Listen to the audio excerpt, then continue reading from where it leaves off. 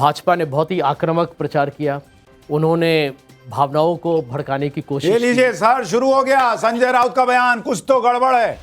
संजय राउत कह रहे हैं कुछ तो गड़बड़ है, ये बयान आ गया है, तो इसमें कोई बहुत आश्चर्य की बात नहीं है। कुछ तो संजय राउत के बयान में कोई गड़बड़ नहीं है, उनसे यही उम्मीद थी कि वो यही बोलेंगे। सुनिए एक बार संजय राउत। पराजय हार जीत लोकशाहीमध्ये हे होत असतं आणि त्याच्याविषयी आम्हाला काय म्हणायचं नाही, पण जे निकाल लावून घेतलेले आहेत, जे निकाल लावून घेतलेले आहेत, त्या लावून घेतलेल्या निकालावर माझ्यासारख्या लोकशाही मानणाऱ्या माणसाचाही विश्वास असू शकत नाही. राऊत साहेब, पण जे निकाल आहेत पूर्णपणे दिसतंय की लाडकी बहीण या योजने मला असं वाटत नाही, कारण या आधी म्हटलं जात होतं महाराष्ट्रामध्ये तो चूंकि हमारे साथ संजय राउत का बयान सुन रहे थे, ये बताइए सर, आप तो मुंबई में रहते हैं, मैं ठीक ट्रांसलेट कर रहा हूँ, वो यही कह रहे थे कि उतार चढ़ाव हार जीत लगी रहती है, लेकिन इतनी बड़ी हार ये विश्वास नहीं। देखिए सुशांत जी, इस बात को भी तो स्वाभाविक है, क्योंकि ऐसे नतीजे तो किसी के भी दिमाग में नहीं था। मैं समझता हूँ कि देखिए, मैं कोई आरोप नहीं लगा रहा हूँ, लेकिन मैं नहीं एक मिनट, लेकिन शांत, नहीं एक मिनट, इलेक्शन कमीशन को इस बात का जवाब देना पड़ेगा कि जब बंद आपने एक बार बताया कि 61% वोटिंग हुआ है, अचानक 5% वोटिंग 2 दिन के बाद आप अनाउंस कर रहे हैं, वो मुझे लगता है कि ये होता कैसे है। अरे ईवीएम तो मशीन है, आपको तो मालूम होना चाहिए कि कितने वोटिंग आ गए, फिर 24 घंटे या 48 घंटे के बाद 5% बढ़ गया, ये कैसे होता है? इस पर कोई बातचीत तो होनी तो चाहिए। इसी से मैं समझता हूं कि जनता में जो संदेह आता है, यही एक बड़ा एक दुर्भाग्यपूर्ण। एक मिनट, बीजेपी सरकार बनाए उसमें कोई समस्या नहीं है, लेकिन कोई तो रियलिस्टिक तरीके से जीतो ना। 160 170 पे जीते तो हम कुछ ना कहते। सर ये रियलिस्टिक तरीका रियलिस्टिक नहीं है ना, नहीं, ये 146 लाना तब हम मानेंगे, नहीं तो नहीं मानेंगे। ये क्लियर धांधली है, मैं तो साफ कह रहा हूं धांधली है। सर मैं आपको एक बात बताता हूं, देखिए विवेक जी, कभी तो विपक्ष को अपने अंदर झांकना, कभी सर मैं कह रहा हूं कभी तो उद्धव ठाकरे झांकेंगे कि मेरे पापा कहते थे कि बाबरी मस्जिद हमने गिराई, ताल ठोक के कहते थे बाल ठाकरे, उनका बेटा कह रहा है हमसे गलती हो गई। नहीं, तो वोटर को नहीं दुख होगा उनके? बिल्कुल नहीं, ऐसा नहीं है। देखिए ये अगर वो औरंगजेब की तारीफ करेंगे और बाला साहब ठाकरे कह रहे हैं औरंगजेब को, क्या उनको वो वोटर को नहीं दिखेगा? और वो कहेगा कि नहीं जो भी तुम कहते हो हम तो तुम्हारे साथ रहेंगे क्योंकि तुम उनके बेटे हो। तो फिर शरद पवार के भी कम आएंगे, सबके कम आएंगे। शरद पवार के ज्यादा आए हैं कांग्रेस के, ऑलमोस्ट कांग्रेस से ज्यादा जानने वाले। आप अगर ये कहते हैं मुझे आज कि भाई महायुति जीती है, भाजपा जीती है, हम इनको बधाई भी देते, लेकिन कुछ रियलिज्म होता है भाई। 160 अरे पर रियलिज्म आप तय थोड़ी करेंगे बॉस, आप कैसे रियलिज्म तय करेंगे? अच्छा एक मिनट आनंद भाई, हाँ एक मिनट मुझे ये बताइए, एक मिनट सर, एक मिनट, अभी ये बताइए झारखंड में 49-29 हो गया, ये रियलिस्टिक है? कैसे 49 हो गया, कैसे 29 हो गया ना? कितने का फर्क आता है तो पता चलेगा, तब पता चलेगा। एक रियलिस्टिक फिगर से जीते ना, ये थोड़ी ना होता है कि 400 बोल के 240 आया तब रियलिस्टिक था, ये कोई बात होती है सर कि जो आप बोलेंगे वही रियलिस्टिक है? शाइना, एक मिनट सर, शाइना एनसी जुड़ गई है। शाइना एनसी, महाराष्ट्र में ये क्या हुआ है जरा समझाइए। यहां लोग कह रहे हैं भाई विश्वास नहीं हो रहा, आपने ईवीएम में गड़बड़ की है।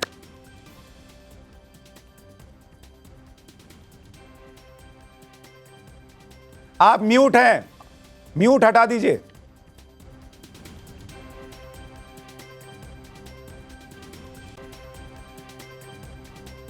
आप बोलिए। ओके मुझे ऑडियो आ रही है अभी जी। अब बताइए झारखंड में, माफ कीजिएगा महाराष्ट्र में ये क्या हुआ है? 223 आप लोग आगे दिख रहे हैं, अब लोग कहने लगेंगे रियलिस्टिक फिगर नहीं है, थोड़ा रियलिस्टिक जीत आपको हासिल करनी थी, अब ईवीएम में गड़बड़ कहने लगे हैं लोग। देखिए, जब कोई और जीते तो बोले कि जो जीता वही सिकंदर, और जब हम जीते तो बोले ईवीएम टैंपरिंग। ये कहाँ से न्याय होता है?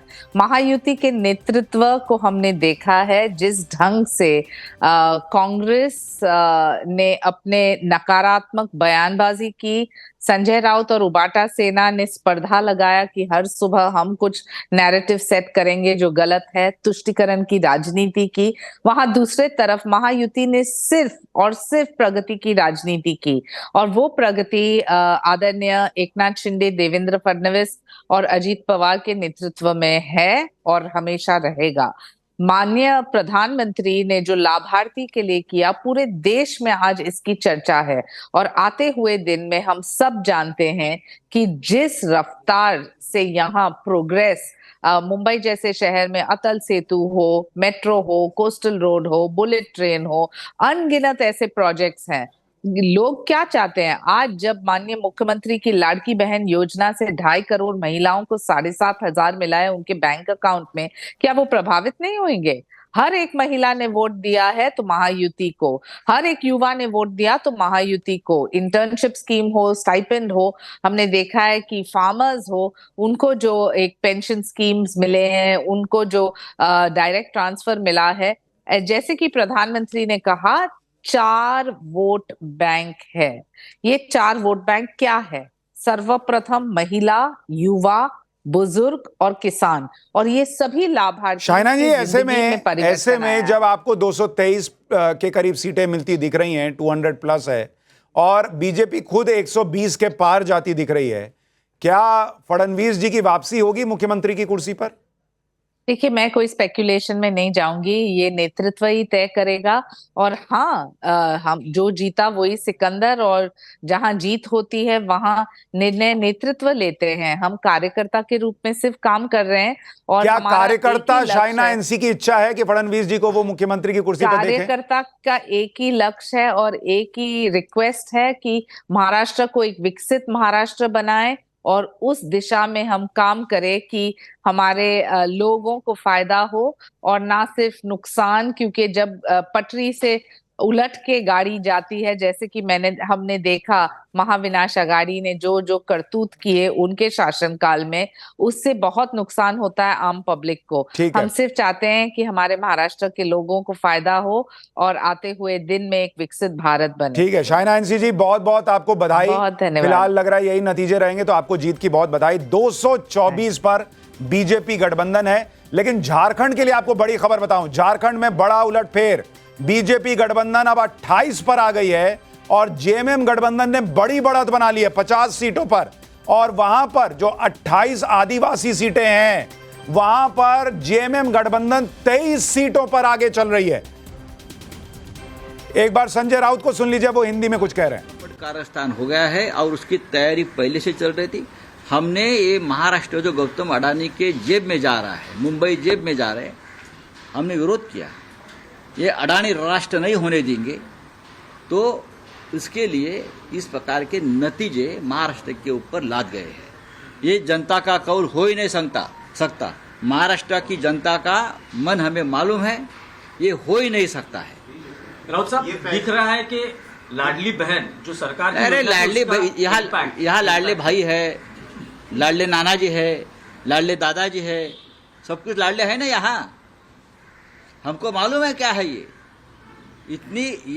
निर्णय जो आया है, ये नतीजा आया है, ये जनता का निर्णय नहीं है, मैं इतना ही कहूंगा। नहीं राउत साहब, लेकिन लोकसभा चुनाव के वक्त आपने जो जनता ने कॉल दिया उसको उस वक्त भी हमने कहा था मोदी जी हार गए हैं, लेकिन चाहे महाराष्ट्र हो चाहे और स्टेट में गड़बड़ की है।